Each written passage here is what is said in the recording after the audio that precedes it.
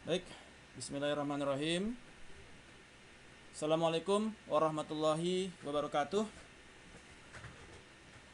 Waalaikumsalam Waalaikumsalam warahmatullahi warahmatullahi Waalaikumsalam warahmatullahi wabarakatuh.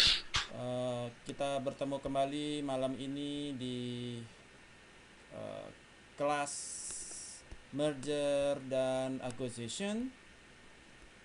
Dan malam ini kita masuk ke topik ke sesi kelima ya. Sesi kelima yang membahas, dan kita malam ini membahas mengenai financial modeling. Oke, untuk topik malam ini kita masuk ke chapter 9, yaitu financial modeling basic. Dan kalau ada waktu kita masuk juga ke financial model yang advance di chapter 14 ya, kalau masih ada waktu. Oke. So di dalam financial modeling basic, sebagaimana kemarin saya sudah sempat share untuk tugas yang kemarin ya, untuk yang valuation. Di dalam valuation tersebut ada saya memberikan template, yaitu yang ini ya. Oke, ada template yang saya bagikan kepada Anda semua. Bagaimana kita melakukan valuation, membuat financial model, menggunakan financial model untuk membangun valuation, baik berdasarkan cash flow dan dividend model ya. Saya tidak bahas yang earning karena waktunya, kalau kita bahas earning, kita tinggal berapa pertemuan lagi ya? Tinggal 2 pertemuan lagi ya. Betul, Pak. Tinggal 2 pertemuan lagi. Jadi saya akan kejar ke financial model dan topiknya lebih mengejar ke depan ya, supaya Anda bisa dapatnya lebih banyak. Jadi di dalam di chapter ini kita akan membahas learning objektifnya adalah bagaimana kita membangun financial model ya, kemudian juga hands on kepada aplikasinya, jadi Anda memahami secara step by step. So financial model adalah mathematical representation of the financial and operational characteristic of a business. Jadi merupakan kegiatan operasional ya, financial and operational characteristic, di mana application involving financial modeling include the following, adalah antara lain adalah management decision making ya, bagaimana mendetermine key value driver. Apakah Anda akan menggunakan key value driver? Apakah Anda akan fokus kepada cost leadership? Apakah Anda fokus kepada differentiation? Apakah Anda akan fokus kepada diversification? Apakah harus yang related business diversification ataukah yang unrelated business? So apa yang menjadi management decision making yang menjadi acuan Anda? So we put modeling on that. Kemudian ketika Anda menetapkan, oke, saya mau cost leadership. Oke, kalau cost leadership berarti Anda ingin mencapai economic of scale. Apa yang menjadi management decision making? Oke, economic of scale artinya Anda harus dapat order banyak. Artinya Anda harus apakah Anda akan akuisisi kepada perusahaan yang sejenis sehingga order Anda semakin banyak, sehingga operating cost Anda untuk unit cost Anda menjadi semakin murah. So itu menjadi what is the management objective. Kemudian di dalam financial model kita juga mengukur capital budgeting. Jadi semua evaluasi terhadap investasi opportunities yang akan kita lakukan itu merupakan capital budgeting. Kenapa saya sebut dengan capital budgeting? Karena ada proses present value. Jadi karena kita memiliki scarcity of capital, jadi kita harus melakukan budgeting terhadap capital kita. Apakah kita akan beli ataukah kita akan sewa? Apakah kita akan merger ataukah kita akan akuisisi, ataukah kita akan joint venture, apakah kita akan business alliance, apakah kita akan equity business alliance atau non equity business alliance. Itu ditentukan keputusannya berdasarkan evaluasi terhadap capital budgeting. Bagaimana Anda melakukan present value, net present value terhadap your investment capital. Kemudian dalam financial model kita melakukan firm value estimation. Ya. Bagaimana kita menentukan firm value estimation berdasarkan present value tadi? Berapa total present value yang Anda miliki? Ya. Sehingga dengan perpetuity, apakah itu sebanding dengan investasi yang Anda keluarkan, cash outflow yang Anda lakukan? So, bagaimana Anda mengestimasi? Kemudian risk analysis, ya, menggunakan misalkan Monte Carlo simulation. Jadi ada risk analysis di sana.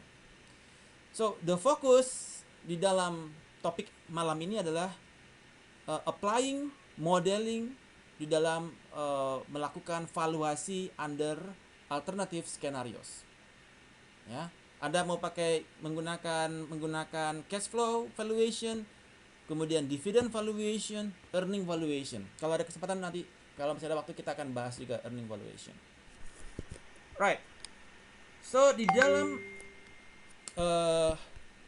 dalam melakukan financial model ada data requirement. Ya. Ada data yang diperlukan, yaitu dependent on reliability on data used to build the model. Jadi kita betul-betul tergantung kepada data. Kalau Anda mau membuat capital asset pricing model, Anda harus punya data IHSG, dan Anda punya data Anda sendiri. Berapa return yang diberikan oleh Anda punya portofolio, dan berapa return yang diberikan oleh IHSG. Berapa betanya dari portofolio Anda terhadap IHSG. Nah, itu juga dihitung, ya, berdasarkan data. Kemudian credibility dari underlying cash flow projection. Bagaimana Anda membangun pro forma? Itu juga berdasarkan credibility dari asumsi yang Anda gunakan. Oke, saya pakai asumsi harga minyak, harga emas, ya. Sehingga saya bisa proyeksi terhadap sales, yang mana variabel tersebut berpengaruh signifikan kepada sales.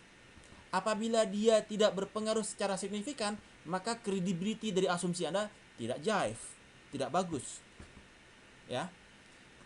Oke, sehingga consequently model user must understand the source of data. Jadi data saya ini source-nya dari mana? Ya. Apakah dia trusted atau tidak trusted? Dan always use primary data source when possible, such as the 10K available on the public firm, footnotes to the financial statements. So, di dalam ada dua data, ada primary data dan ada secondary data. Primary data adalah data yang kita berdasarkan survei.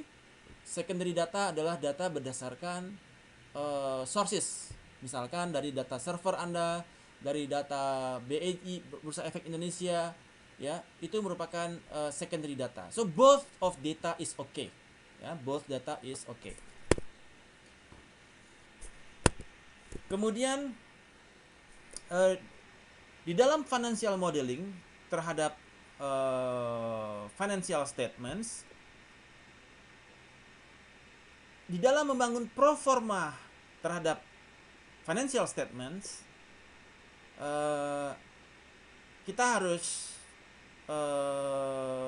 present financial data that is accurate representing the future condition. Ya. Di dalam financial statements, jadi kita harus memahami di dalam apa hubungannya antara income statement, balance sheet, dan cash flow statement. Bagaimana linkage-nya? Dari income statement, ketika ada net income, ini net income pergi kemana? Dia pergi kepada return earnings dan kepada dividends. Ya, net income perginya ke return earnings dan dividends. Kemudian dari cash kepada cash flow statement. Oke. bagaimana dia jadi cash sebagai ke dalam apakah dia cash balance-nya dia positif ataukah negatif. Ini saya sudah terangkan di topik yang hari terkait dengan performa ya. Saya sudah terangkan bagaimana kita membangun cash flow statements. Dan ini juga menjadi assignment Anda di tugas yang kemarin. Untuk valuasi tentu Anda juga harus membangun cash flow statements dari laporan keuangan perusahaan yang Anda targetkan ya. So, basically we have to understand the financial statement linkage. Dari sini dia pergi kemana? Oke. Dari untuk yang ke cash flow statement ya. Bagaimana changes di dalam depresiasi? Bagaimana changes di account receivable? Bagaimana changes di account payable? Itu berpengaruh kepada cash flow statements. Dan bagaimana nilai net cash flow terhadap cash flow statement tersebut. So you have to understand the linkage. Kemudian di dalam valuation, ketika kita melakukan valuasi yang kemarin saya berikan tugas pada kelompok, pertama Anda harus membangun apa yang menjadi target firm historical financial statements 3 tahun terakhir, let's say, untuk mengidentifikasi apa yang mempengaruhi kepada cash flow ya. Kemudian Anda project kepada 3 to 5 years or more terhadap pro forma financial statements ya. Ini disebut dengan the planning period. Anda melakukan pro forma. Kemudian step 3, Anda mengestimate present value dari projected pro forma cash flow, including the terminal value. Terminal value adalah the continuing value yang sifatnya perpetuity ya. Jadi Anda juga melakukan present value terhadap continuing value. Untuk topik valuasi, kemarin saya sudah berikan bukunya ya. Sudah terima bukunya? Sudah baca belum? Ada yang sudah baca bukunya? Yang valuasi? Ada suara saya terdengar jelas? Ya. Apakah Anda sudah membaca buku yang kemarin saya berikan? Yang judulnya Financial Reporting, Financial Statement Analysis and Valuation. Sudah baca belum? Sudah terima belum? Ini kemarin Belum, Pak. Belum ada, Pak. Ada, saya attach. Ini bukunya ya. Oke. Oh, belum, Pak, saya. Sudah saya kirim kemarin. Coba cek lagi di Google Classroom. Nih.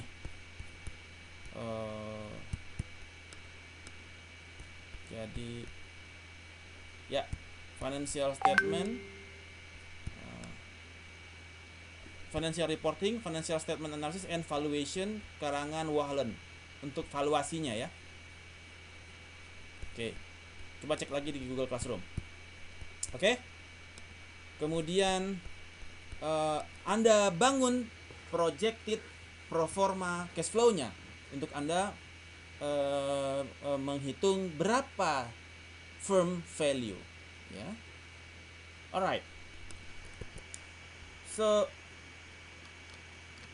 di dalam step 1, analyze recent financial statements ya. Ini udah jelas ya, tadi saya terangkan historicalnya 3 tahun terakhir ya. Kemudian Anda bangun cash flow-nya, kemudian Anda bikin pro forma berdasarkan sales dengan menggunakan regresi yang kemarin saya sampaikan. Oke. Kemudian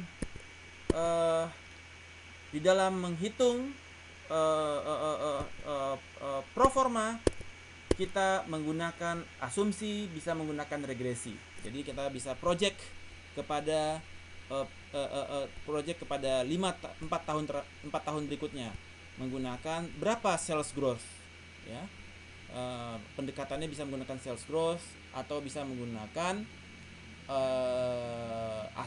terhadap angka dari regresi yang Anda buat. Oke. So cash flow statement is there. Ya. So berdasarkan perubahan dari income statement, di mana Anda menggunakan juga percentage method untuk mengunci persentase angka di bawah income statement. Jadi sehingga dari sales biaya-biayanya secara persentase tetap, kemudian Anda dapatkan berapa nilai net income-nya dia, dan Anda bangun kepada income cash flow statement. Oke, kemudian di dalam membangun present value dari projected pro forma cash flow, itu Anda menggunakan dua, yaitu weighted average cost of capital, yang mana Anda membuat present value apabila dia menggunakan baik debt maupun equity. Namun apabila hanya equity, maka Anda menggunakan capital asset pricing model. Ya. Capital asset pricing model sama dengan risk free ditambah beta dikali risk return terhadap market dikurangi risk free asset return, sehingga Anda dapatkan berapa nilai CAPM. Weighted average cost of capital berdasarkan weightednya dia terhadap debt, ya, dikalikan berapa cost of debt ditambah weightednya dia secara equity dikali dengan CAPM atau cost of common equity, cost of equity capital, sehingga didapatkan nilai weighted average cost of capital. Dan nilai pro forma di present value kan menggunakan nilai weighted average cost of capital apabila dia both debt dan equity, atau dia di present value kan menggunakan CAPM, capital asset pricing model, apabila dia more to common equity. So there is ini yang menggunakan calculating weighted average cost of capital. Kenapa saya kemarin menggunakan PowerPoint yang berbeda? Karena di sini rumusnya agak jeli, tidak standar ya. Jadi saya menggunakan buku yang Wahlen ya, yang tadi yang saya sampaikan, buku Wahlen, bukan buku The Pompiles ya. Untuk sama saja sebetulnya. Jadi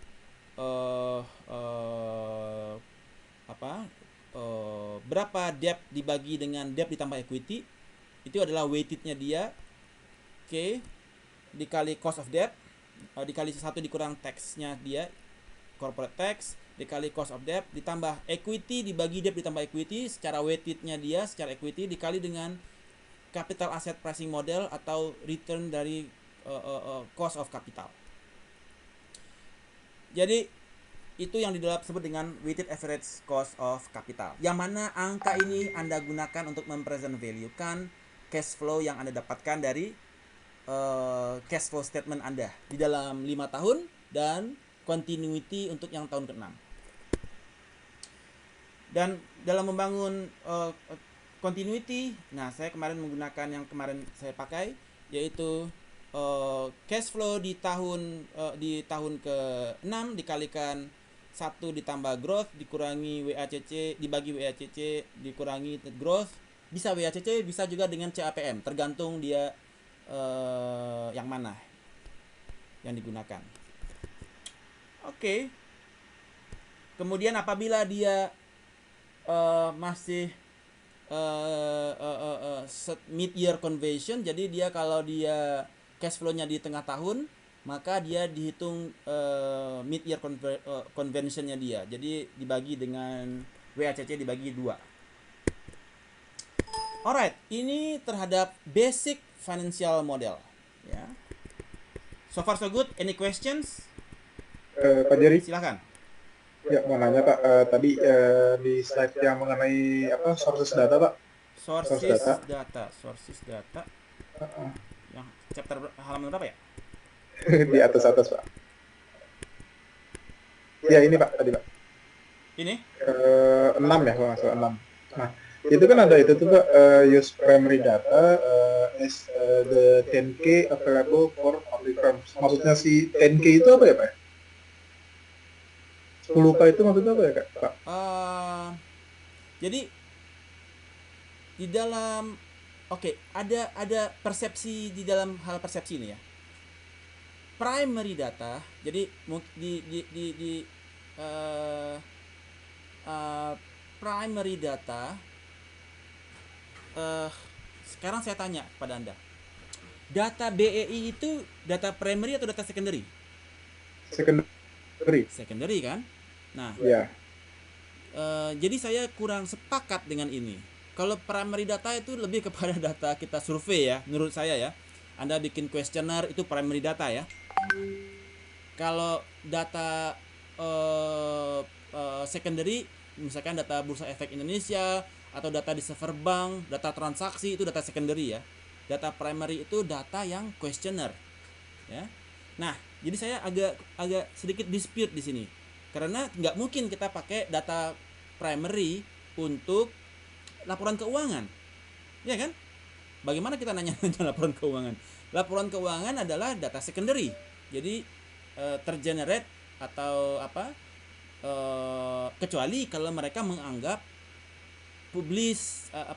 laporan keuangan yang dipublish merupakan primary data. Jadi saya asumsi yang digunakan mungkin oleh Pomplis bahwasanya sebagai autor dari buku ini, dia menganggap bahwasanya laporan keuangan yang dipublish oleh perusahaan yang sudah go public itu merupakan data primary. So, tetapi menurut saya itu data secondary.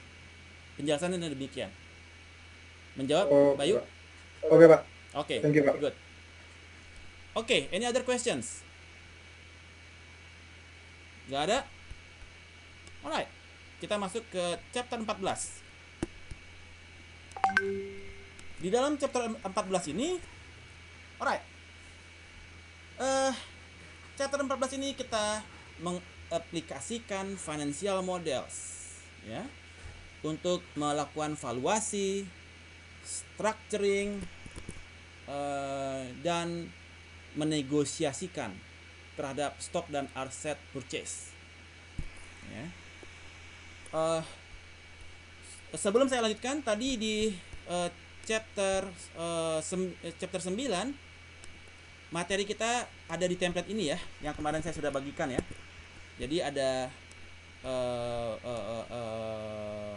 assumption di sini. Assumption ini adalah apa yang menjadi your target dari manajemen ya.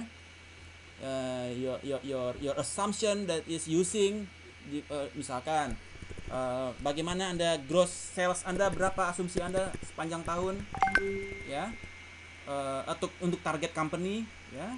Kemudian berapa cost of goods sold-nya dia, percentage-nya, jadi lebih kepada persentase terhadap. Jerry? Yes. Maaf Pak, Ya, boleh tanya Pak?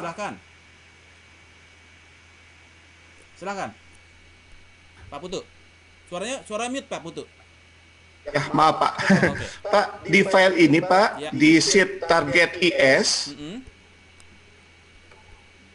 nah itu, mohon maaf Pak, ke bawah Pak. Ya. Ke bawah lagi Pak. Ya. Sudah. Oh, kemarin itu data, sebentar Pak. Itu ada, mana ya kemarin? Saya buka data maaf Pak. Ya.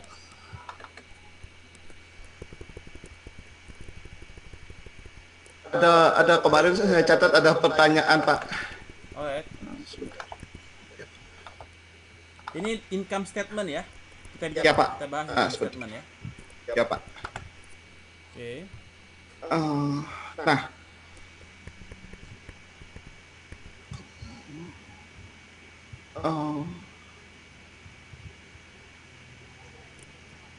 Gimana Pak Putu? wah saya kemarin ketemu lagi. malah sekarang lupa. No worries. Ntar Maaf, Pak. kalau ingat angkat tangan aja. Baik Pak, maaf Pak ya Pak. Oke. Saya lanjut Pak, boleh Pak? Silakan Usman. Yang kemarin Mas Usman, lupa saya. Jadi gini Pak, di laporan keuangan kan pada saat dari mulai ini kan statement itu kan di laporan keuangan sendiri yang publik itu kan udah tersusun ya Pak, berapa EBIT-nya, berapa nanti net income-nya. Nah pada saat dimasukin satu-satu itu kan ada beberapa pointer di sheet-nya ini yang berbeda-beda gitu Pak. Apakah kita patokannya terhadap template yang dari Pajeri, tapi pada saat template Pajeri kan ada beberapa yang kok ini nggak ada ya di sini, gitu Pak. Jadi apakah tetap harus ngikutin laporan keuangan aktual? Make your own. This is just a template sebagai basis aja ya. Kalau Anda mau kembangkan, that's your call. Karena memang nggak ada di sini ya, Anda harus buat kan? Oke Pak. Berarti kan kalau aktual itu kan harus yang sebenarnya dituangkan ya Pak ya. Iya. Misalkan di net nanti ujungnya net income-nya sekian, berarti sesuai dengan laporan keuangannya juga sekian kan Pak. Harus cocok. Oke. Iya dong. Siap. Oke. Itu sih Pak. Jadi rincian-rinciannya ada yang kok beda ya. Karena setiap perusahaan kan pasti beda-beda ya Pak ya. Iya. Pada saat ngeluarin laporan keuangan standarnya itu. Betul. Jadi Makasih Pak. Jadi Oke, Pak. pastikan aset sama dengan liability ditambah equity. Ya. Nilai aset sama dengan liability tambah equity. Oke Pak. Jangan sampai selisih gitu ya. Jadi Iya, akibatnya iya, nanti iya. kacau. Karena harus balance kan di Yes. balance sheet-nya. Oke Pak, makasih Pak. Oke. Jadi ini financial model yang tadi ya. Bagaimana Anda melakukan valuasi di ujungnya, ya. Dengan asumsi tadi sudah ada asumsi berapa weighted average of capital, apa yang menjadi asumsi dari ekspektasi dari manajemen ya, dan sebagainya. Jadi ini adalah asumsi, target assumption, target company assumption, kemudian income statement, balance sheet, cash flow statement, dan bagaimana Anda melakukan valuasi. So this is Pak just Jerry. yes. Mau nanya Pak, Ya. yang divaluasinya ini Pak. Kenapa Ucok? Jadi itu untuk yang kuning Pak, yang di bawah Pak, Ya. kayak target DE, marginal tax rate, itu kita isi sesuai ini aja Pak. Maksudnya kalau kita mau tetap pakai data ini juga nggak apa-apa ya Pak? Nggak masalah ya Pak? Nggak masalah. Nggak masalah ya, karena kan kita kan berasumsi aja kan Pak ya, kita mau mengakuisisi suatu perusahaan gitu ya Pak. Anda dengan- harus gini nih. Ketika Anda menentukan risk free Anda pakai Sun atau Anda pakai BI rate. Jangan pakai angka ini. Berapa oke, BI oke. rate sekarang? Berarti RF tuh pakai BI rate ya Pak? Iya dong. Kalau Atau pakai RF surat utang negara. Oke, kalau RF kurang RM itu apa Pak? RF kurang RM. Kebalik nih harusnya. RM kurang RF. Oh, Kan ingat kan CAPM ya? iya Pak. Market return IHSG, berapa return IHSG dikurangi risk free yang Sun. Nah, betanya berapa betanya dia? Berapa beta portofolio perusahaan tersebut terhadap IHSG? Apakah lebih rendah atau lebih kecil? Anda tahunya dari mana? Anda tahunya dari mana kira-kira? Di Yahoo Finance juga bisa Pak. Di Yahoo Finance, tapi kan itu kan returnnya market kan? Iya Pak. Nah, sekarang returnnya si portofolio perusahaan itu berapa? Kalau returnnya market tadi dari mana Pak? IHSG. Mohon maaf, Pak. IHSG. Ya, IHSG misalkan returnnya 10%. Sekarang portofolio perusahaan yang Anda miliki returnnya berapa persen? Nah, iya kan? Dalam kurun waktu setahun berarti Iya, ya Pak? dalam kurun Mungkin setahun. Nah, kira-kira harga saham awal dikurang harga saham akhir kali ya Pak? ya Seperti itu ya? harga IHSG berapa returnnya? Oke, return yang perusahaan Anda targetnya berapa returnnya dia? Oke, dia punya return let's say 13% selama setahun. Sedangkan IHSG 10%. Artinya beta berapa? 1.3. Jadi dia 1.3 kali IHSG kan? Iya Pak. Kebayang nggak bapak-bapak semuanya? Mei kebayang? Pak, Ya. yang nilai RM-nya itu Mhm. kita ambilnya itu di marketnya itu pakai angka ROE gitu atau ada sendiri ya Pak? ROE atau ROA gitu nggak sih? Atau ada lagi? Ini RM kurang RF ya, saya salah tulis. Nilai RM-nya itu Pak. Kenapa RM-nya? Ya, source-nya itu di market gitu kan. Kita ngambilnya itu apakah dari nilai ROE atau ROA-nya atau nggak RM beda ya Pak ya? itu returnnya IHSG. Berapa indeks sekarang? IHSG Oh, oke. dikurangi nilai Sun. Return Sun berapa? atau BI rate. Oke. Berapa? Itu yang menjadi risk premium, return premiumnya dia, selisihnya dia. Beta, oke, sekarang Anda punya return company Anda punya return 13% dia, portofolionya dia. IHSG 10%.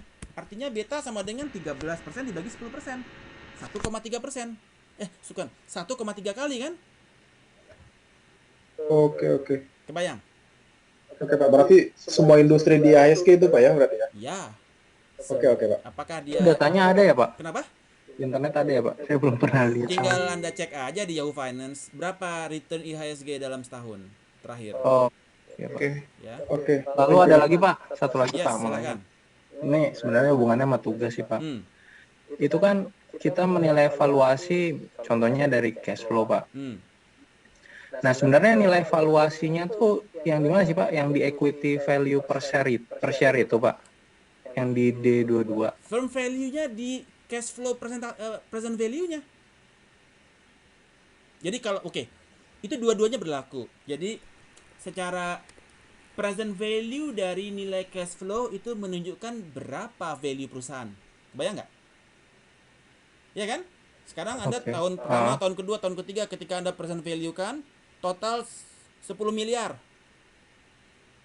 Dan perpetuity-nya ya sekaligus continuing-nya value-nya, terminal value-nya ya.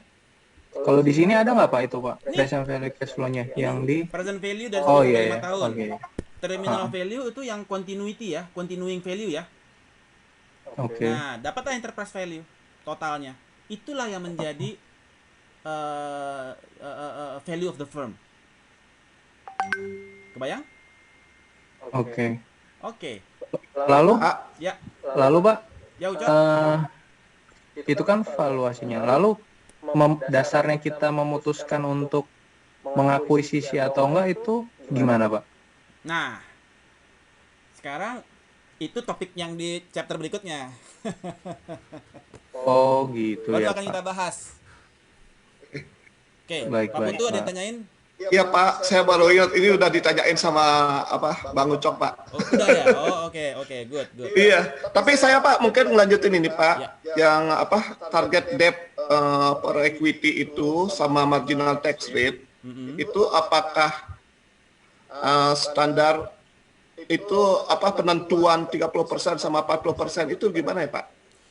Jadi ketika kita melakukan corporate tax, kan ketika kita weighted-nya itu weighted debt itu Ya, Pak. misalkan 10% gitu kan. Untuk debt, itu kan ada corporate tax 1 dikurangi corporate tax kan. Nah, corporate tax kita berapa persen ya? Betul. Corporate tax kita berapa persen? 20%. 30 apa 40 atau 24%? Nah, Anda cek. Corporate tax bukan 20% ya Pak? 20% ya? Nah, Anda ganti. Seingat saya 20%. Ya, kalau gitu ganti. Jadi Anda pakai 20%. Kebayang? Oh. Jadi itu menjadi dasar WACC kan? Yang 40% itu Pak ya? Iya. Ya. Nah, Baik. kemudian debt to equity target debt to equity berapa gitu ya. Jadi itu kan untuk menentukan weighted average cost of capital kan. Target debt to equity yang total ya berapa persen. Kemudian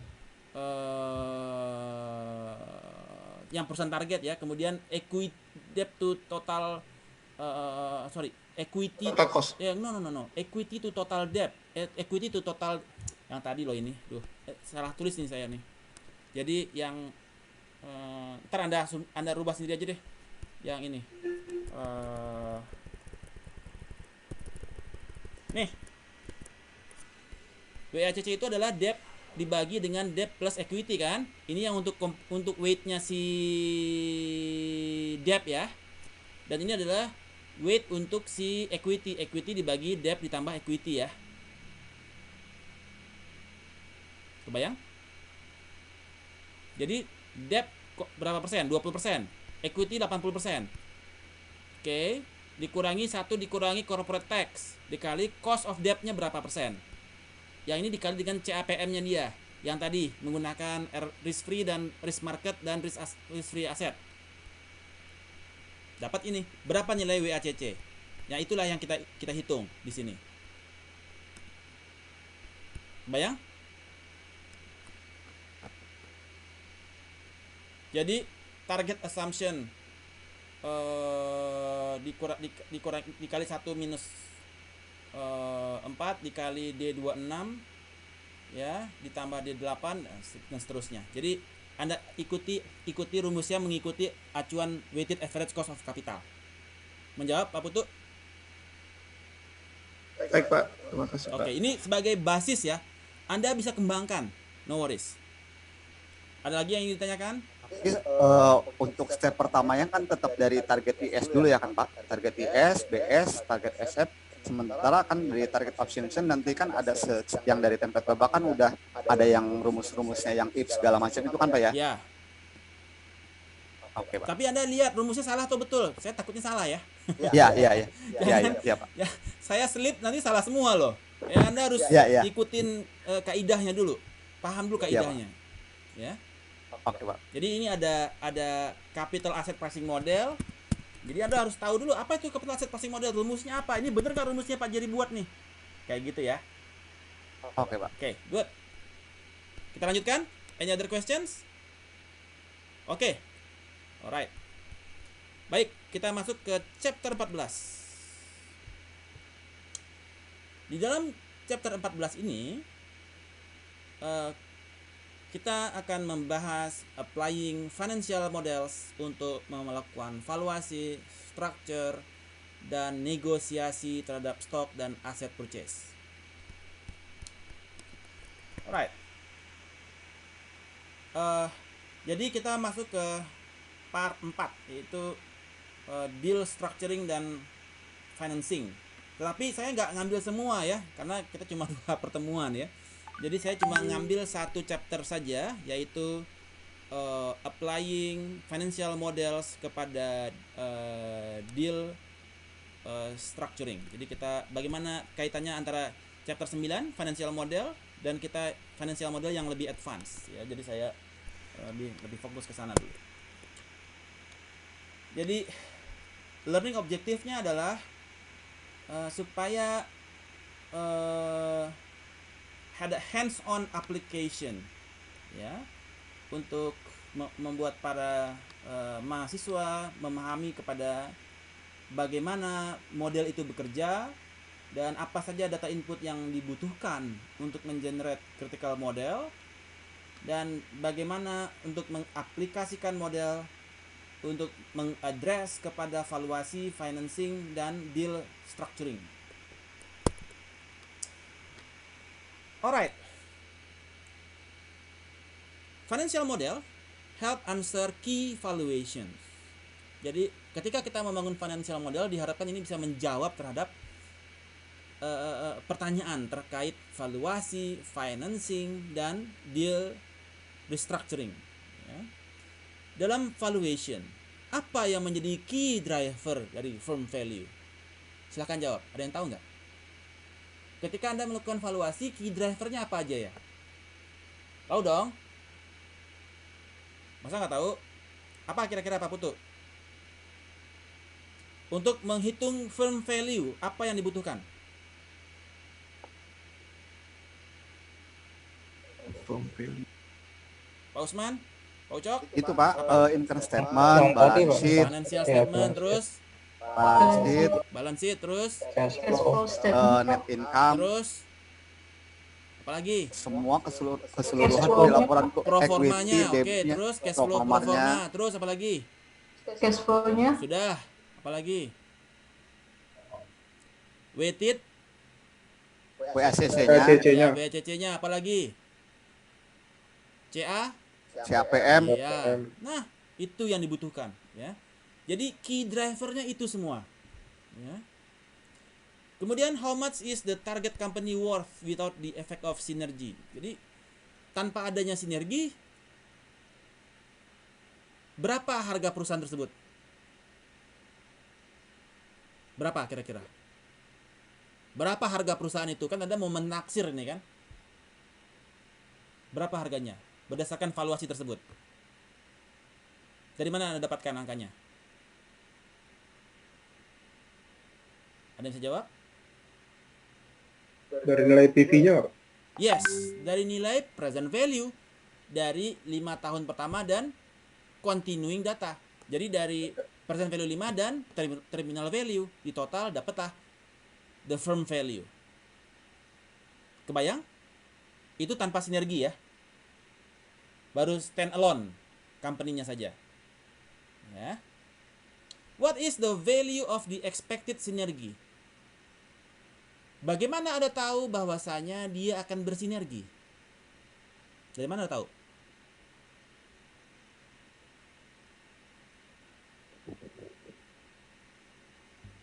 Sesuai dengan target assumption bukan Pak? Apabila ketika dia bersatu, ya, maka terdapat penjualan atau terdapat performance yang hanya bisa dilakukan hanya ketika mereka bersatu. Jadi kalau dia nggak bersatu, nggak akan ada angka itu. Itulah yang disebut dengan sinergi. Kebayang nggak maksud saya? Belum Pak. Oke. Sekarang Maksudnya dari penggabungan itu apabila meningkatkan growth yang positif, berarti itu sinergi gitu Pak. belum tentu. Yang mana growth itu hanya mungkin terjadi apabila terjadi penggabungan itu. Misal, saya punya mesin, kapasitasnya baru terpakai 50%. Ya. Kemudian saya akuisisi perusahaan sebelah sehingga kapasitas saya full 100%.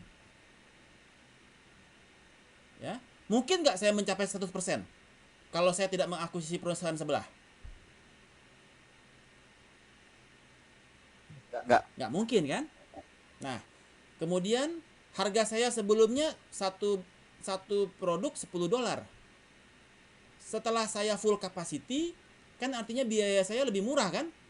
Fixed costnya kan pembaginya lebih banyak kan? Sehingga cost saya dari $10 menjadi $5. Mungkin tidak harga barang jadi $5 kalau saya tidak akuisisi perusahaan tersebut.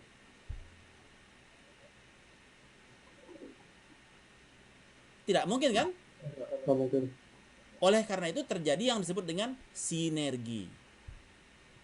Karena biaya produksi menjadi semakin murah karena timbulnya akuisisi, merger, joint venture, business alliance, dan lain sebagainya itu. Jadi ada economic of scale yang menjadi motif dari perusahaan untuk melakukan kegiatan merger dan akuisisi beserta alternatifnya.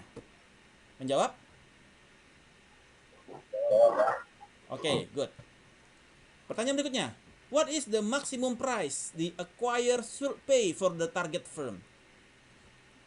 Berapa sih kira-kira maximum price dari sebuah perusahaan menurut Anda? Apa acuannya? Apa? Pak Samsul? Suaranya kayak kumur-kumur. Sinyalnya nggak bagus kayaknya. Nilai present value, Pak. Nilai present value. Apakah itu sudah sebagai nilai maksimal?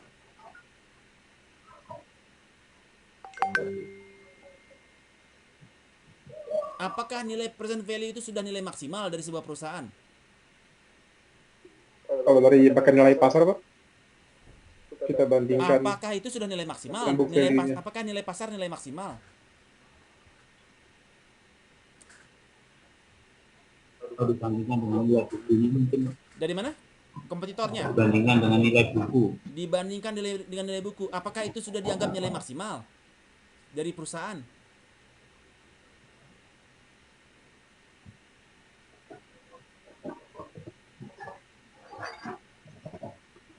Apakah itu sudah Anda anggap sebagai nilai maksimal? Belum tentu kan? Anda juga harus mempertimbangkan kalau terjadi sinergi nilainya berapa kan? Bisa lebih dari nilai present value tersebut. apabila Anda berasumsi bahwasanya akan terjadi sinergi yang mengakibatkan 2 kali lipat present value-nya. Jadi Anda bisa menggunakan nilai maksimalnya dia 2 kali lipat dari nilai present value-nya. Bisa, apabila sinerginya bisa sampai sana kan. Tapi itu nilai maksimal, tergantung seberapa besar sinergi yang Anda bayangkan akan terjadi. Menjawab? Bisa 1,5 dari present value, bisa dikali 2 dari present value. Saking tingginya ekspektasi Anda kepada sinergi tersebut. Berarti berangkat dari si ini apa ya? Target assumption itu ya? Yes, dari target assumption. Bahwasanya akan terjadi sinergi yang berapa persen kemungkinan terjadinya sinergi. Kalau ternyata sinerginya bisa mengakibatkan 2 kali lipat performance, ya udah bisa saja present value dikali 2. Karena Anda menganggap, wah ini layak nih diperjuangkan. Misalkan begini, oke, cewek sama cowok, ya kan? Sekarang dia masih staff, ya, PNS gitu ya. Tapi ini calon wali kota, bisa saja dia calon kadis gitu kan, calon kepala dinas gitu kan, atau kepala apalah gitu kan, itu gajinya bisa berkali-kali gitu kan. Jadi kita bisa melihat, oh ini nilai present value-nya jangan dilihat dari apa. Kalau dia jadi kadis bisa apa? Kalau misalkan di bank lah misalkan, oke, kalau kelak dia jadi direktur dia bisa dapat angpau, bukan angpau, apa namanya itu, tantim, bisa gede tantimnya kan. Nah itu jadi kita bisa melihat present value-nya bisa lebih dari itu sebetulnya, ya, nggak cuma dari gaji, tapi juga ada kemungkinan terjadi sinergi yang besar. Oke, nilainya bisa lebih dari itu, bisa 2 kali lipat. Menjawab? Ada yang ingin tanyakan dulu untuk valuasi?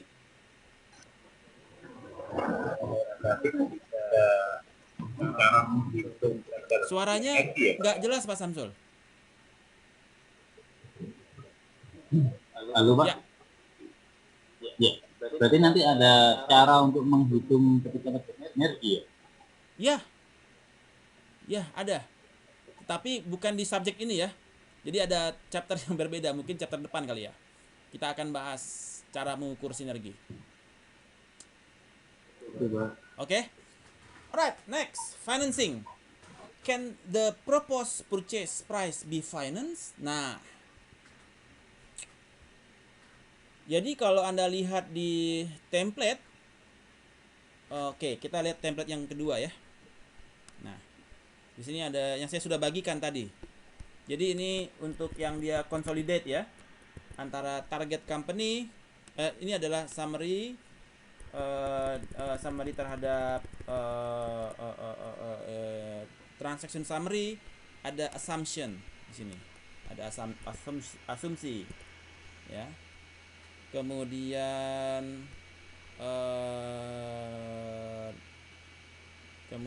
kita dari balance sheet, ada income statement, ada target balance sheet, kemudian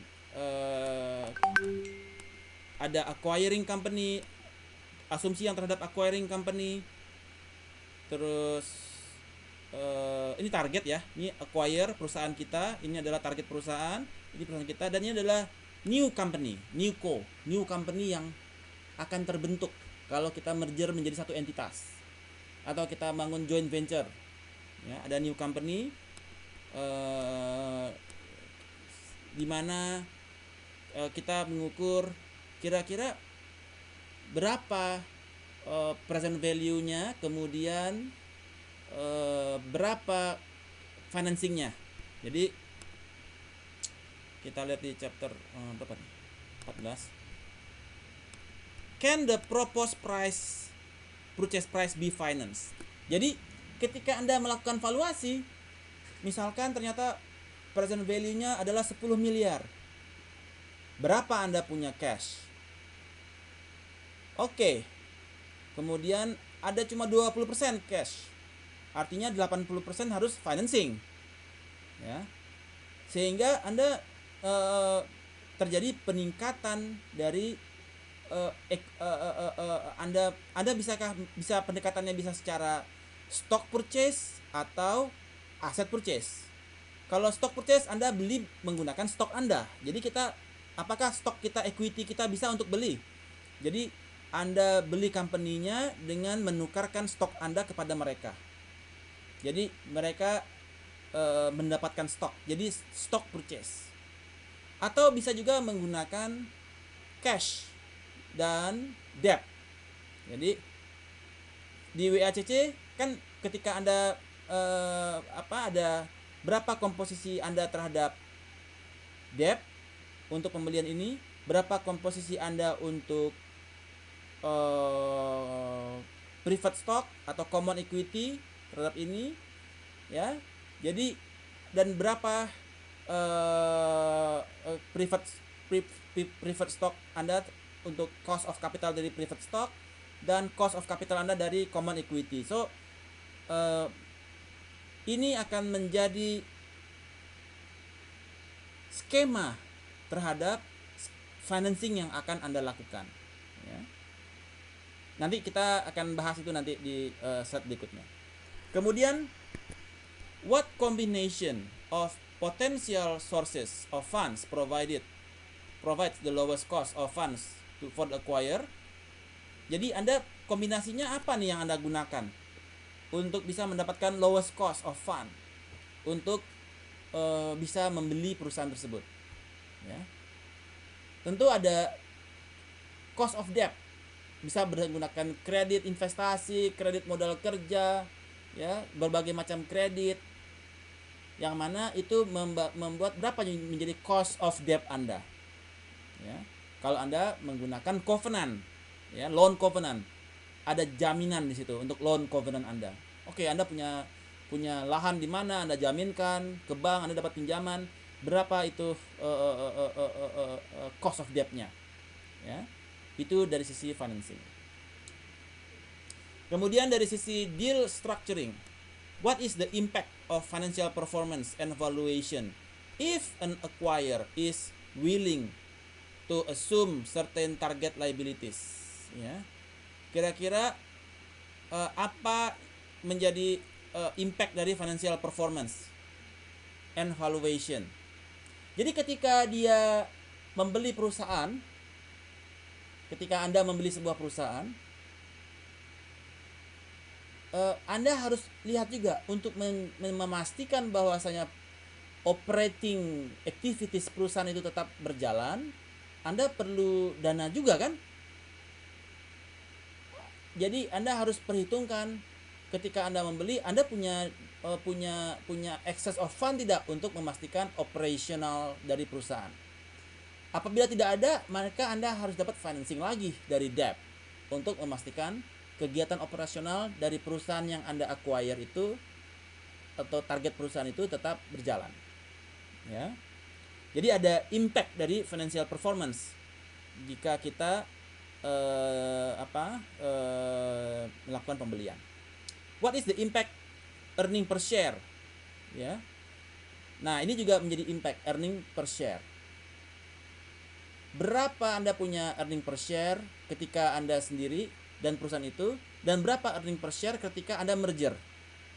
Berapa kira-kira earning per share-nya dia. Jadi sebagai consolidated earning per share-nya. Apa implikasi dari membeli stok dibandingkan membeli aset? Nah, ini juga menjadi pertanyaan. Kalau Anda membeli stok, artinya Anda menjual stok Anda kepada mereka, memberikan stok kepemilikan Anda di perusahaan itu kepada mereka. In return mereka punya stok Anda, ya. Implikasinya apa? Gak bayar pajak. Kalau purchase of asset menggunakan cash, maka Anda bayar pajak. What is the distribution of ownership of the combined business between acquirer and target shareholder following closing? Ini juga menjadi pertanyaan. Oke, jadi topik-topik yang akan kita bahas di dalam penjelasan berikutnya. So far so good. Any questions? Kapis? Oke. So, apa yang disebut dengan stock purchase? Jadi, eh, cash for stock atau stock for stock. Jadi acquire by target stock directly from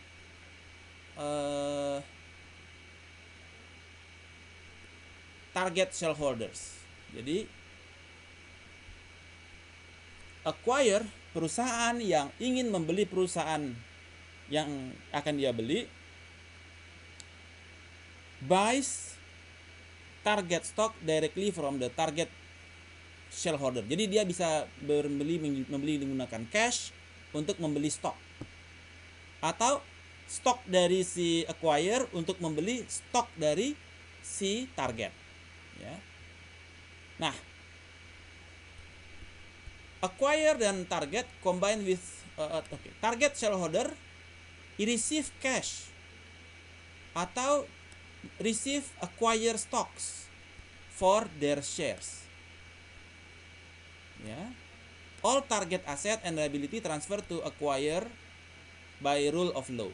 Jadi dengan dia melakukan cash for stock atau receive membeli berdasarkan cash, maka seluruh target aset dari perusahaan target dan liability-nya dia ditransfer kepada acquire, kepada perusahaan yang membeli.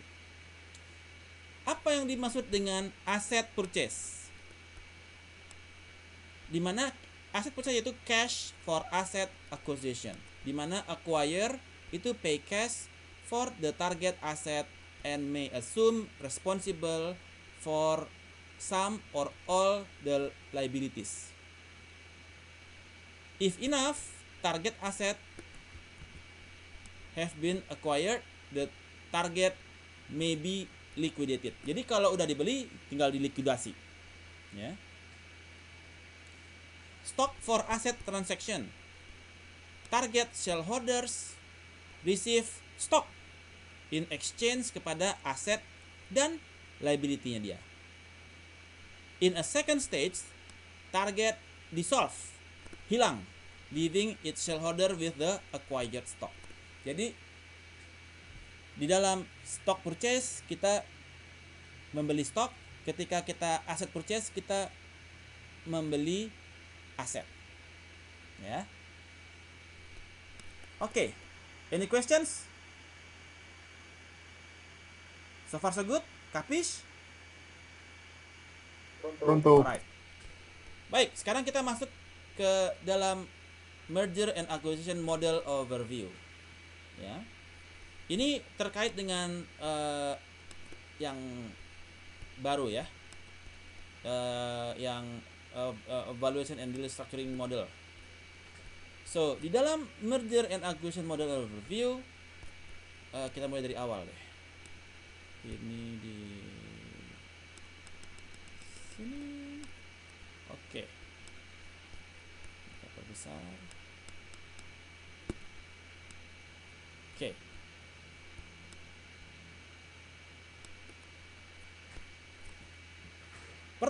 Step pertama adalah construct historical financial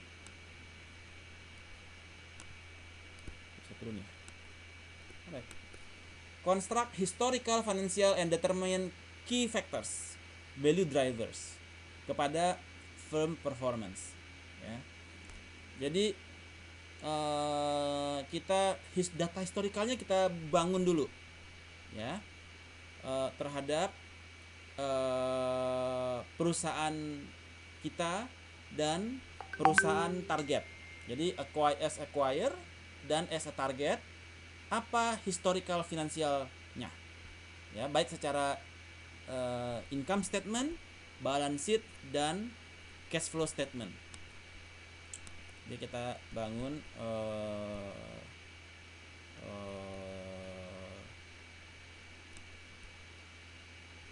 historikalnya, data aktualnya di tahun 2013, 14, 15 misalkan. Ini sudah ada data aktualnya ya. Ini adalah historical ya, terhadap income statement, terhadap balance sheet, terhadap cash flow statement. Step 2, kita melakukan proyeksi terhadap acquire dan target finansial dan estimate apa stand alone values-nya. Jadi melakukan estimasi terhadap pro formanya dia berdasarkan stand alone value dari masing-masing perusahaan yang ada di asumsi ya. Oke, jadi kita membangun pro formanya untuk projection ya, untuk salesnya berapa persen berdasarkan target asumsi, tambah lagi ini berapa persen ditambahkan target asumsi yang berdasarkan target asumsi dari yang sudah kita bangun ya. Sales growth-nya dia berapa nih asumsinya peningkatannya. Oke, itu bisa menggunakan regresi atau bisa menggunakan judgment asumsi Anda sendiri. Oke, no worries. Kemudian step ketiga mengestimate. Sorry, Pak. Yes. Ya, Pak Usman. Saya potong dulu, Pak. Silakan. Berarti kan laporan keuangan ini yang kita bangun ini merupakan laporan keuangan dari suatu perusahaan yang akan kita akuisisi kan? Dua-duanya, Pak. Laporan keuangan Anda dan juga yang perusahaan yang diakuisisi. Oh, berarti ada, kalau gitu ada 2 perusahaan mana Target. yang mau mengakuisisi. Target adalah perusahaan yang ditarget. Acquire adalah perusahaan Anda. Ini target adalah perusahaan yang dituju, kan target company kan? Ya. Acquire adalah perusahaan yang akan melakukan akuisisi. Oke, Pak. Si perusahaan yang akan mengakuisisi. Kebayang? Pak Guru, Acquire, Pak ya. Ya. Berarti kalau jadi melanjutkan pertanyaan Pak Usman tadi. Iya, silakan Pak Samsul. Kaitannya dengan tugas.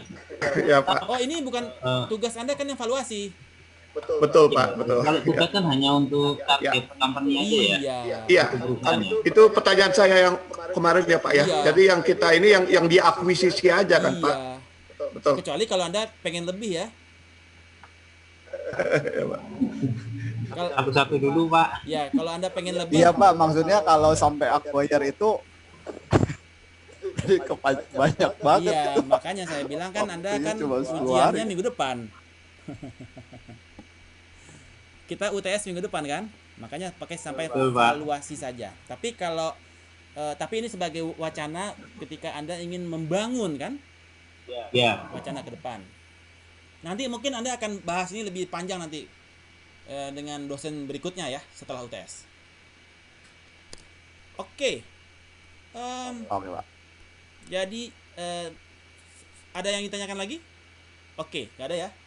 Kemudian Anda membangun project, target dan acquire performanya ya. Kemudian Anda mengestimate berapakah value ya di new company setelah Anda merger. Misalkan Anda merger nih, jadi satu entitas baru. Maka Anda membangun ya target new co assumption. Nah, ada apa yang menjadi asumsi di new company? Ya, apakah terjadi sales yang peningkatannya langsung lompat 30%? Ya, karena dia bersinergi, Anda asumsikan bersinergi. Kemudian dan asumsi-asumsi lainnya, apakah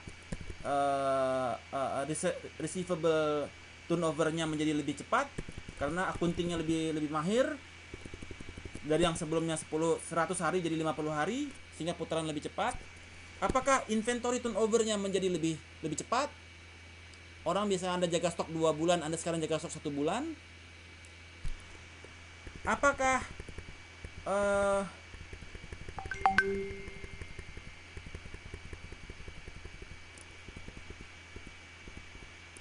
Anda bisa mendapatkan interest rate yang lebih murah karena Anda punya source yang lebih murah. Jadi ada macam-macam asumsi yang harus Anda jabarkan. Ya. Nah, kemudian Anda bangun terhadap new co, ya, new company tersebut, determine appropriateness of. Oke, kemudian Anda estimate value of combining firms untuk income statement-nya, balance sheet, dan cash flow-nya. Kemudian pro forma terhadap perusahaan tersebut 6 tahun ke depan, 5 tahun ke depan. dan kemudian continuity price-nya dia atau terminal value-nya dia, dan determine appropriateness the offering price ya terhadap perusahaan yang akan Anda akuisisi tersebut berdasarkan nilai valuasinya ya. Anda lihat di sini, Anda valuasi dulu terhadap valuationnya. Berapa nilai valuasi perusahaan tersebut Anda beli ya. Oke. Kemudian dari konsolidasi income per financial statements, Anda lihat lagi ini kira-kira berapa present value dari dia punya cash flow ke depan, dari dividen ke depan, dari earnings ke depan ya. Jadi Anda sudah melihat ketika Anda akuisisi ini berapa performance-nya. Jadi ada Anda lihat ada maximum value. Setelah Anda akuisisi jadi berapa nih cash flow-nya? Karena saya bantuin ini, teknologinya saya tambahkan ini, sampai tambahkan ini, saya kasih edit value macam-macam, jadi berapa cash flow-nya dibandingkan dengan yang sekarang. Jadi nilai present value setelah dilakukan kombinasi, setelah Anda akuisisi jadi berapa, itu akan menjadi nilai maksimum terhadap the firm value yang akan Anda pertimbangkan. Tadi pertanyaannya siapa tadi itu ya? Pak Samsul ya? Yang cara mengukur maksimum value-nya. Oke. Ya, Pak. Alright. Jadi inilah yang menjadi bagaimana kita melakukan financial modeling untuk valuasi dan structuring model. Alright. So value drivers tadi kita udah bahas, ada weighted average of capital, capital asset pricing model, kemudian revenue-nya segala macam, this is the value driver. Kemudian workflow diagram ya. Jadi bagaimana kita tentukan dulu asumsi yang akan kita gunakan ya. Kemudian step 1 adalah input targetnya, kemudian forecastnya untuk pro forma, kemudian kita bikin estimate sinerginya sehingga di company baru yang setelah kita akuisisi berapa performanya dia di bawah kita, setelah kita tambahkan teknologi, kita tambahkan talenta kita tambahkan proses di dalamnya yang kita rubah dan lain sebagainya, kira-kira jadi sinergi menjadi apa dia ya. Kemudian determine offering price yang bakal kita lihat. Kalau ini dapat jadi double gitu ya penjualannya setelah Anda beli, Anda bisa dapetin maksimum dia punya maksimum offering price yang bisa kita berikan sampai kemana gitu ya. So ini adalah workflow diagramnya dia. Ini masih yang tadi ya, input historical financial data, input target, estimate value of the new company, sinergi yang terjadi, dan offering price kita. Dan Anda ketika membangun modeling itu pastikan bahwasanya total aset sama dengan liability ditambah shareholder equity ya. Harus equal. Kalau dia lebih ya, kalau total asetnya lebih, maka dia the firm borrows through its revolving loan facility to finance the asset growth. Kalau ternyata dia di bawah dari equity, artinya ada cash inflow, the firm pays revolving loans ya, with the cash inflows ya. Jadi tetapi secara umum jadi kita bagaimana Anda kalau total aset lebih, maka kita bisa untuk men-squarekannya dia lagi, kita borrow ya. Tapi kalau kita ternyata asetnya kurang ya, maka kita bisa menstabilkannya lagi dengan kita lunasi utang. Jadi ini salah satu balancing mechanism di dalam financial modelingnya. Oke, ini warna kuning dan merah aja ya. Kemudian ini tadi sama lagi, masih sama. Oh, ini sama. Ini historicalnya kita input. Kemudian proyeksinya kita berdasarkan kita punya asumsi untuk standalone values, kita bangun performanya ya. Kemudian kita menggunakan 5 forces model. Kita juga bisa menggunakan 5 forces untuk memproject kepada financial performance. Jadi berdasarkan buyer kepada seller, vendor, kepada new entrants masuk, substitute product masuk, rivalry masuk di dalamnya. Kira-kira kalau kompetisinya tinggi, apakah itu akan membuat sales Anda turun?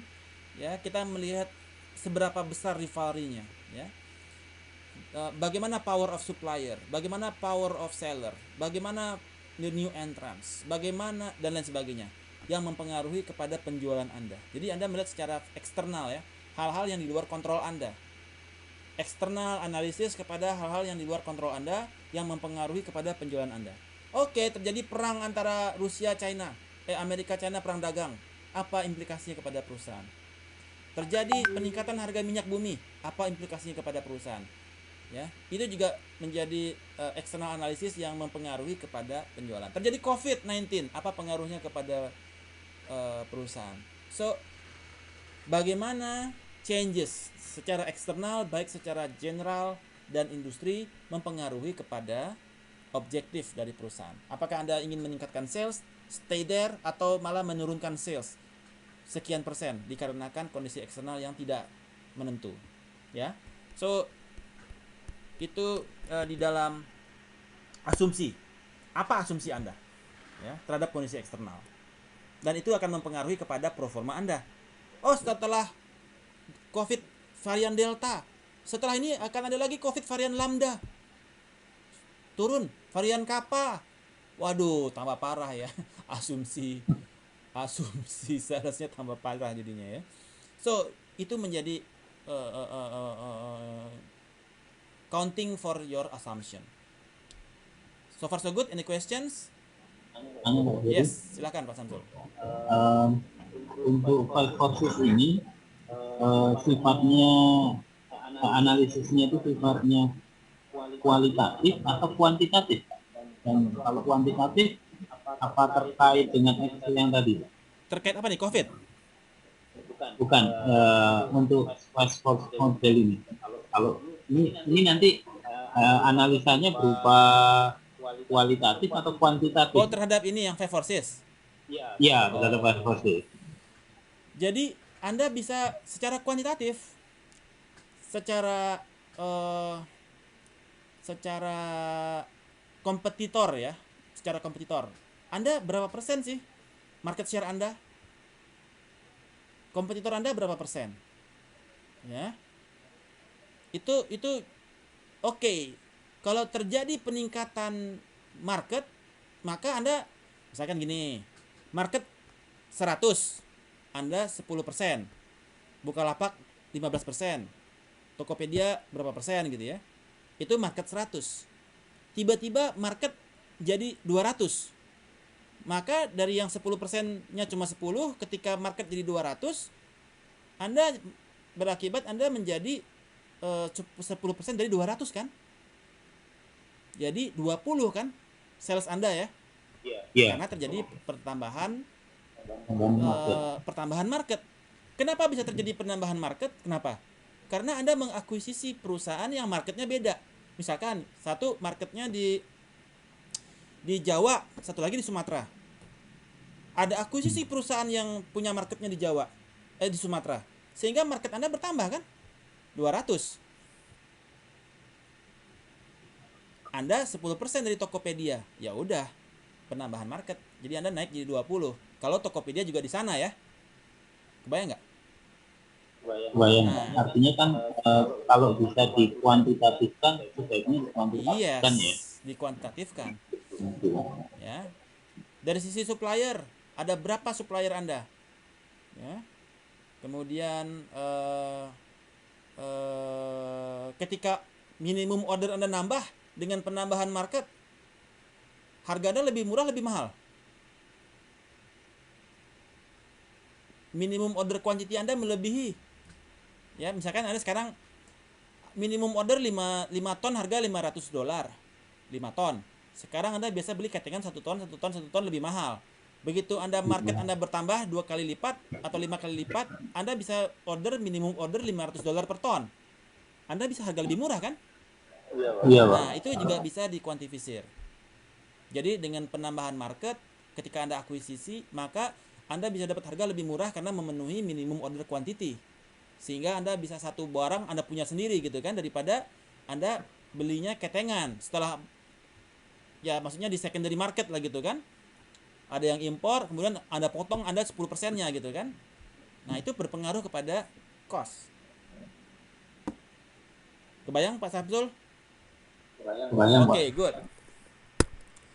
Nah, baru kita bangun assumption worksheet kita. Jadi kita ada projection, ya, berdasarkan yang tadi asumsi-asumsi yang kita bangun. Kemudian baru setelah itu kita estimasi. Tadi kita bangun asumsi terhadap income statement, terhadap balance sheet, terhadap cash flow statement. Nah, jadi kemudian baru kita estimasi ketika kita terjadi setelah kita deal, setelah kita beli itu akuisisi dan menjadi new company ya. Nah, apa yang menjadi deal term di situ? Ya. Berapa nilai transaksi value, ya. Kemudian form of payment dan source of fund kita. Misalkan present value-nya berapa sih? Misalkan present value-nya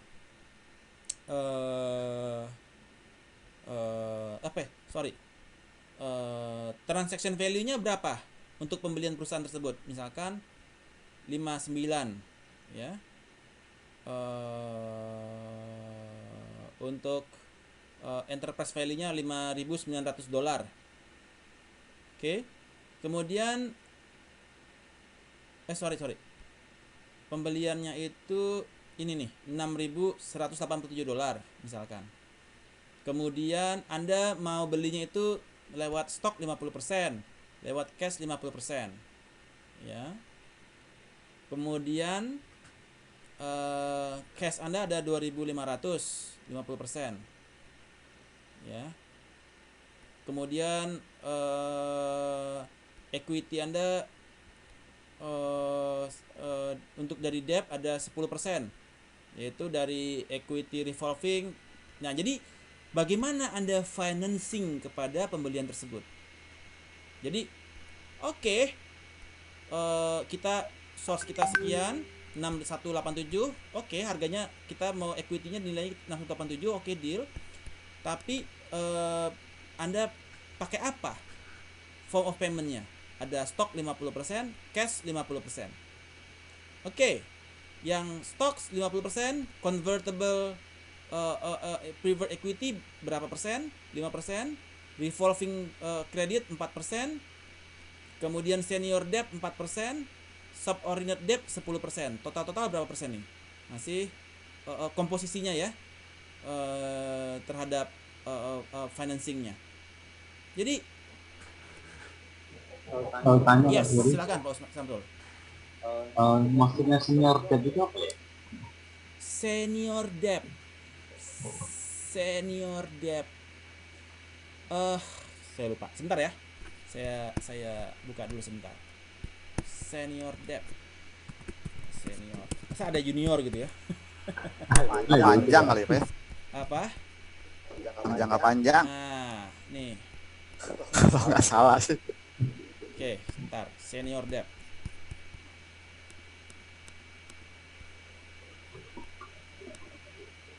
Nah, subordinated debt instrument. The subordinated creditor provide the cash flow to pay senior debt. Belum menjelaskan. Subordinate cash flow to pay senior debt. Oke, sebentar. Sorry. Kalau di laporan keuangan kan Yes. ada liability lancar ya Pak. Apa? Kalau di neraca kan ada hutang jangka pendek dan hutang jangka panjang. Yes. Nah, ini masuk mana ini senior debt ini Pak?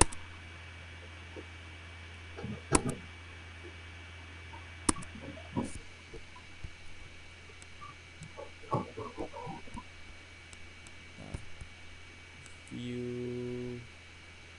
Oke. Next. Long-term debt issued are classified as senior or junior in liquidation. Tuh, ke kanan. Oops. Senior debt has a higher priority claim to a firm's earning and asset than junior debt. Oke. Senior debt has a higher priority claim. Jadi semacam kayak preferred stock ya. Jadi dia kalau preferred stock itu kan kalau kita punya dividen didahulukan preferred stock ya. Jadi kalau perusahaan itu bangkrut didahulukan yang preferred stock. Begitu juga dengan senior debt dan ketika kita likuidasi maka hutang yang senior debt didahulukan. Klaimnya lebih tinggi ya, higher priority. Dikategorikan kelas untuk dibayarnya berarti ya Pak ya? Didahulukan dibandingkan dengan debt yang lain ya. Sama kalau di laporan keuangan nyari tahunya gimana ya Pak? Karena kalau di laporan keuangan kan yang di neraca kan tidak ada pembagian, tidak ada penjelasan. Dia lebih ke long term obligation. Long term ya. Long term. Tapi long term ini ada yang revolving. Saling tutup buka tutup. Senior dan subordinate debt. Tapi dia kategorinya masuk kepada long term obligation. Memang ada sih kalau di luar negeri ada ya senior debt ya. Di kita jarang ya kedengeran ya. Senior debt, cash flow, unsecured debt that lies between senior debt. Oke. Senior high priority. Oke. Atau mungkin masuknya itu kayak ini Pak ya, convertible bond nggak Pak? Bisa nggak pengertiannya? Itu sih lebih ke pinjaman. Iya, lebih ke pinjaman, tapi dia higher priority claim. Jadi kalau perusahaan itu dia bangkrut, chapter 11, ya. Misalkan duit Dia yang lebih diprioritaskan untuk pembayarannya gitu Pak. Duitnya misalkan Anda bangkrut nih, hutang ada 100, duit cuma 10, didahulukan dibayar kepada yang senior debt. Jadi dia yang lain nggak dibayarkan nggak apa-apa, tapi yang senior debt harus dibayar duluan, gitu loh. Sama kayak preferred stock. Kan, maksud saya kan dari sisi internal perusahaan kan dia punya daftarnya itu Pak. Dari long term debt itu mana yang masuk senior debt, mana yang tidak kan? Ya, tapi harus ada penjelasannya. Iya Pak. Iya. Kalau kita baca laporan keuangan terus tidak ada penjelasan itu untuk memasukkan ke Excelnya gimana ya? Itu biasanya ada di asteriknya ya. Ada asterik CHLK-nya Pak ya, di notes. Iya, di notes-nya di bawah itu ada. Dia asterik yang ada asterik 1, asterik 2. Asterik satunya apa? Ini senior debt. Oh, oke. Jadi kita di penjelasannya ya. Laporan keuangan Indonesia tuh jarang Pak. Saya udah beberapa kali nyari di Control F itu senior debt tuh nggak keluar Pak. Oh gitu. Iya Pak. Saya udah berapa kali Pak dari kemarin nyariin senior debt tuh apa, nggak ketemu Pak. Tapi kalau di Pak Jerry di Bank BRI dari udah lama sih menggunakan istilah itu Pak. Oh, BRI sudah pakai ya? Nah, jadi khusus untuk kredit yang corporate ya mereka. Iya. Iya. Mereka udah menggunakan istilah. Karena Bank BRI dia loan yang dia berikan sebagai senior debt. Untuk komersial kredit, BRI klausulnya dia minta dia sebagai senior debt. Jadi kalau perusahaannya dia chapter 11, maka hutang ke BRI didahulukan daripada ke Bank Mandiri. Bayangkan itu. Betul Pak. Jadi Mungkin juga tergantung borrowernya ya Pak ya, tingkat resiko dari borrowernya mungkin ya Pak. Kalau menurut saya sih karena si BRI itu fokusnya kan ke mikro banget ya. Jadi kalau seandainya ada satu nasabah korporat mereka yang gagal bayar Kacau. gitu, Betul, kacau Pak. Itu mungkin Kacau. yang Dilihat paling dari historicalnya juga ya Pak ya, si borrowernya itu resikonya seperti apa, mitigasi resiko di awalnya mungkin Bentar. yang Enggak menentukan juga. itu. Jadi karena satu kredit rating saat ini kan belum mengcater kepada kondisi Covid, Pak. Jadi kredit rating masih digunakan kredit rating yang lampau. Belum termasuk di dalam risikonya itu kondisi Covid. Jadi ketika BRI mau kasih pinjaman sekarang misalkan dalam kondisi Covid, semua company itu punya kans besar untuk dia chapter 11 kan?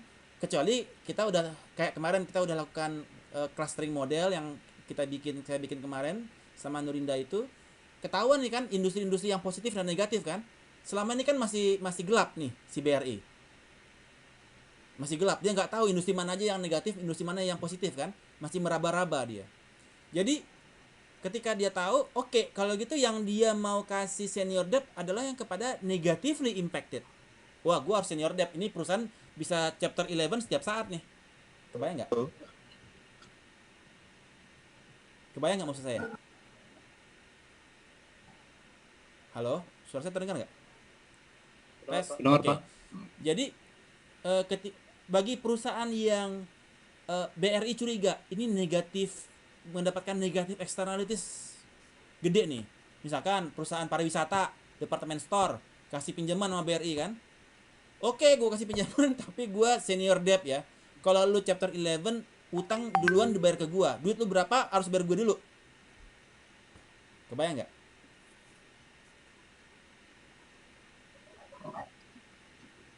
Kapis? Pronto, Oke. Pak. Pronto. Jadi thank you Pak Samsul, pertanyaannya bagus sekali tuh. Senior debt. Oke. Sama ini Pak, jadi yang kedua Pak, Ya, silakan. di slide ada tulisan ini Pak, limited effect of stock option. Itu pengertiannya Yang gimana? mana? Di kolom yang paling kiri itu Ya. Pak, itu ada diluted effect baris ke-5 loh. Dilutive effect of stock options. Apa yang dimaksud dengan diluti itu? Oh, dilutive.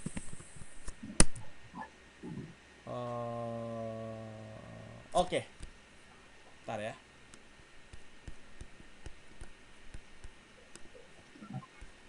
Jadi dilutive situation can arise as a result of conversion of options or other convertible debt and preferred securities into common shares. Adi ada kemungkinan conversion dia. Jadi ada convert dari debt ke common shares. Jadi hutang udah deh, gak usah bayar hutang, pindahin ke stok aja. Swap. Dari hutang debt to equity swap, tahu nggak? Oh, Debt to equity swap. Jadi dari utang jadi stocks. Ya udah, jadi dia jadi duitnya convert ke stocks. Menjawab?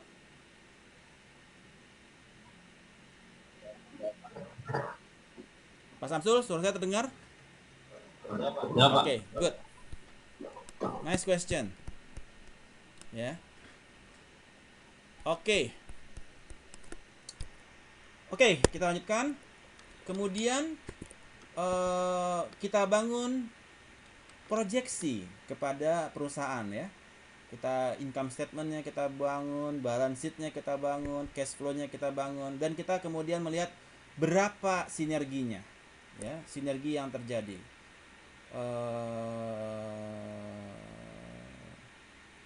SGA General and Administrative Expense ya. Sorry, SGA apa? Iya, Sales and General and Administrative ya. Iya. Oke. Jadi berapa terjadi sinerginya, ya, peningkatannya. Gross margin improvementnya berapa peningkatannya berdasarkan asumsi yang kita bangun di awal ya. Dan kemudian incremental salesnya dia terjadi peningkatannya berapa persen. Jadi berdasarkan asumsi worksheet yang pertama kita buat untuk ini new co-assumption. Nah, kita harus bangun asumsinya dulu di awal ya, untuk baru kita lihat berapa sinerginya. Kemudian income statement worksheet. Kemudian alright. Kemudian yang keempat adalah mendetermine appropriateness of offer price. Ya. Is the offer price appropriate? Ya. Bagaimana kita tahu apakah offering price itu appropriate atau tidak? Jadi kita compare the offering price with the estimated maximum price. Ya, maximum price apabila terjadi sinergi ya. And the offer price multiple with recent comparable deals. Ya. Determine if the deal will allow new company to meet or exceed required return. Ya. Apakah deal tersebut dapat memastikan atau masih dapat untuk diyakini dengan deal tersebut bahwasanya new company itu akan meet terhadap expected return kita atau exceed terhadap expected return kita.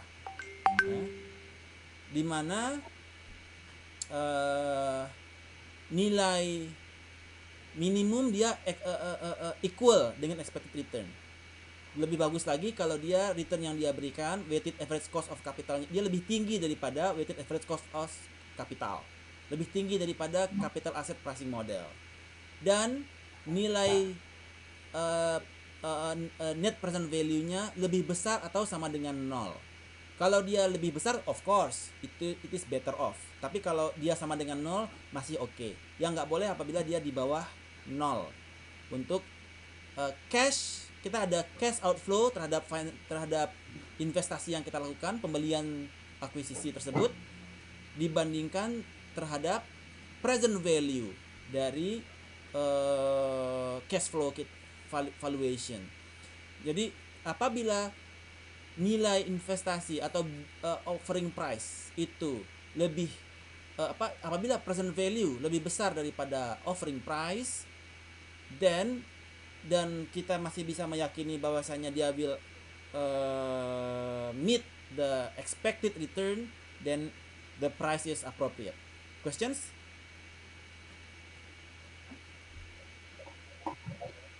Ada yang ingin ditanyakan?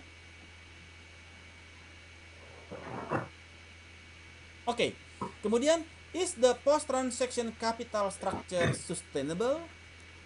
Apakah setelah terjadinya transaksi itu maka capital structure-nya sustainable? Kita bisa menganalisa menggunakan komparasi projected credit ratio terhadap industry average. Jadi kalau rasio kita di bawah industri, maka kita nggak sustain. Tapi kalau kita masih sama dengan industri atau di atas industri, maka it is better off. Ya.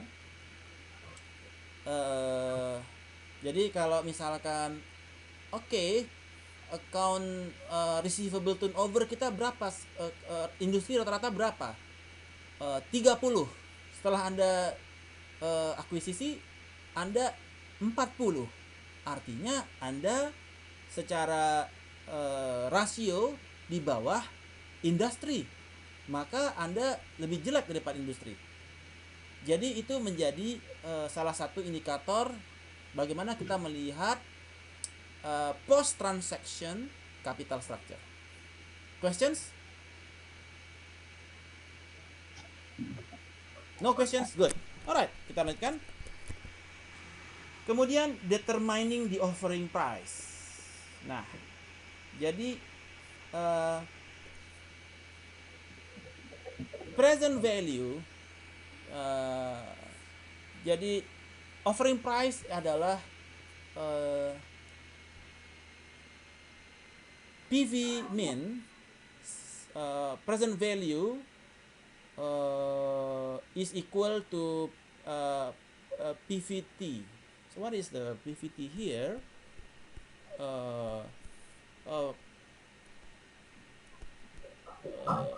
Target current share price times the number of shares outstanding. Oh, this is based on the shares ya. Jadi konsepnya adalah present value dari cash flow, ya, itu merupakan bisa menjadi merupakan valuation dari companies, ya, adalah present value dari cash flow 1 to 5 dan cash flow terminal value. Jadi Anda bisa mensummarikan, dapetin nilai valuationnya, nilainya. Kemudian determining the offering price tentu di bawah itu, karena Anda harus memikirkan ada potensi kepada room untuk Anda punya profit, ya. Jadi Anda buy low sell high gitu, ya. Kalau Anda di dalam bisnis, Anda harus buy low sell high. Kemudian untuk maksimum value adalah PV tersebut ditambah PV dari sinergi. Jadi ada sinergi yang terjadi, berapa potensial sinergi yang terjadi. Oke, let's say 20%, 30%, 40%. Then the maximum price adalah nilai PV dikalikan misalkan 30%, 1,3. Jadi kita bisa dapetin berapa maksimum offering price yang bisa kita berikan, ya. Alright. Kemudian summary worksheet, ada performance matrix. Jadi di dalam ini ada performance matrix juga, ya. Performance matrix valuation Nico, yang paling kiri supposedly performance summary. Yes, this is the performance matrix-nya. Apa yang dijelaskan di sini? Earning per share terhadap acquire dan setelah jadi newco, ya, earning per share-nya berapa, ya. Kemudian di tahun 2020 dia estimasi acquire 1,39, newco lebih daripada acquire. Jadi kita bisa membuat performance metric kepada acquire company dan the new company, ya. Valuasinya juga target company yang dituju, acquire company, newco, kemudian sinergi, ya, dan terminal value. So this is all there, so you can play around with the template. Deal financing yang tadi dari equity yang kita consider transaction value, maka ini kita mau pakai apa? Stok berapa persen, cash berapa persen, kemudian secara stoknya kita pakai apa? Convertible bonds, revolving, subordinated debt, dan lain sebagainya. So kita bisa input dan berapa tahun yang akan Anda pakai transaction expense. Ini balance sheet setelah konsolidasi menjadi newco. Practice calculating the offer price per share. Offering price per share tinggal dibagi dengan jumlah share yang share-nya, jadi kita bisa dapatkan value per share, ya. Kemudian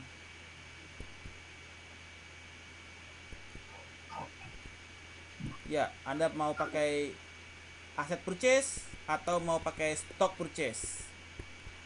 So basically this is all about the financial models. So financial modeling facilitates the process of valuation, deal structuring, dan selection of the appropriate financing plan.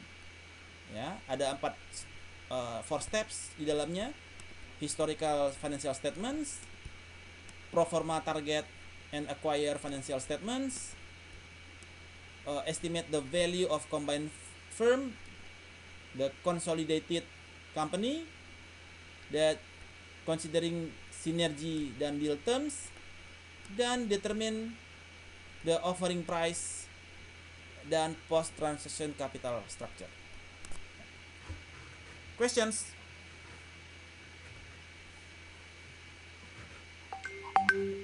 Kapish? Untuk Okay. Contoh Pak. So that's on the applying financial models in the valuation, structure, negotiate stock, and asset purchase. Alright, so that's all the material for tonight. We still have time, so I can share you another slides regarding the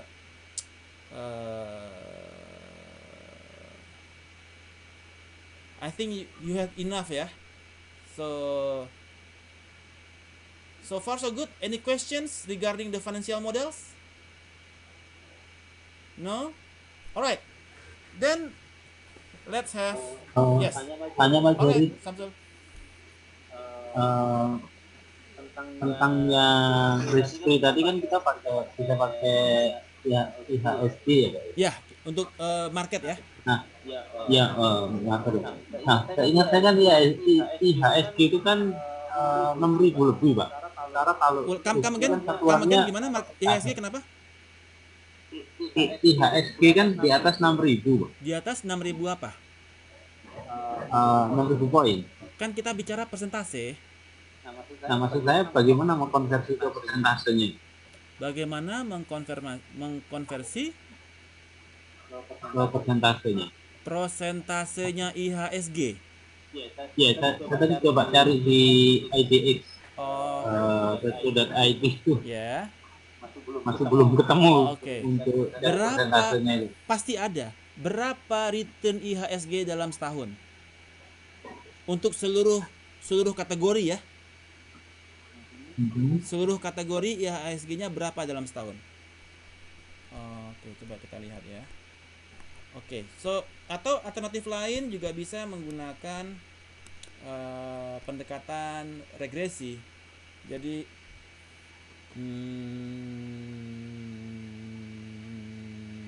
oke. So kita ingin tahu berapa sih beta kita punya portofolio kan? Kalau dikasih contoh ke websitenya Bursa Efek gimana? Gimana? Apa bisa Pak Jerry kasih contoh menggali datanya di Sebentar. Jadi pendekatan saya nggak gitu. Oke, gini.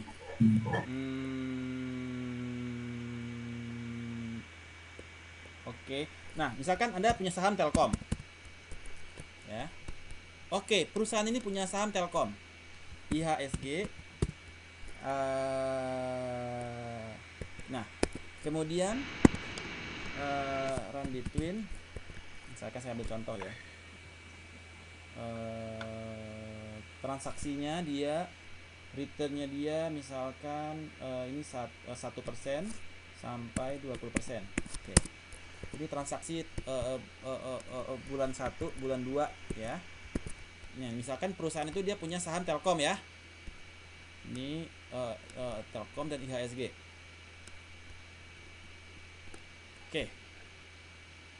Oke. Nah, sekarang saya copy sini, paste spesial. Ini pakai divide. Sebentar. Cancel.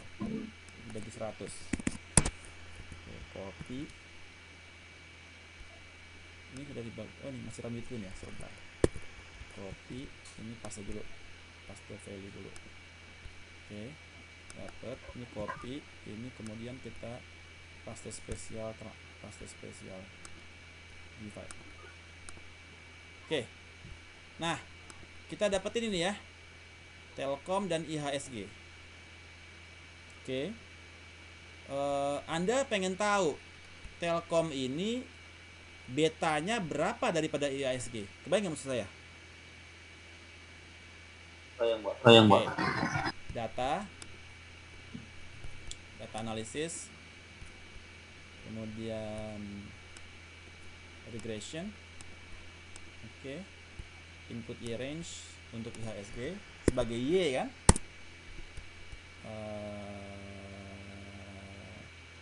X range.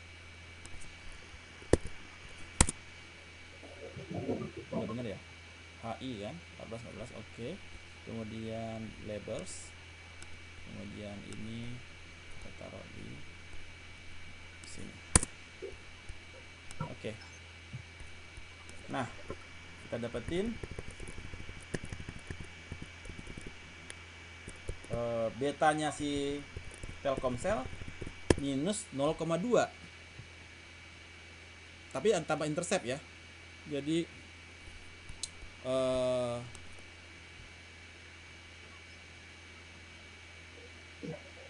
ini adalah betanya. Ya. Beta dari Telkomsel terhadap IHSG. Jadi IHSG kalau misalkan Telkomselnya dia 0,2, nah maka IHSG sama dengan intercept ditambah dalam kurung minus 2 dikali Telkomsel sama dengan 0,06 ya. Jadi Telkomsel koefisiennya minus terhadap IHSG sebentar. Kebalik kah? Maka return harusnya yang returnnya itu kan beta itu adalah perusahaan terhadap market. Kalau betanya 0 artinya dia terhadap market 0. Kalau dia 1 artinya dia sama dengan market. Jadi yang dicari adalah perusahaannya. Maka artinya Y-nya. Y-nya saya terbalik, sorry ya. Data analisis, regresi, oke. Maka Y-nya adalah si Telkom, perusahaannya kan. Kita kan mau tahu perusahaannya nih. Dari sisi market IHSG kan. Oke. Kita taruh lagi di sini. Oke. Dah.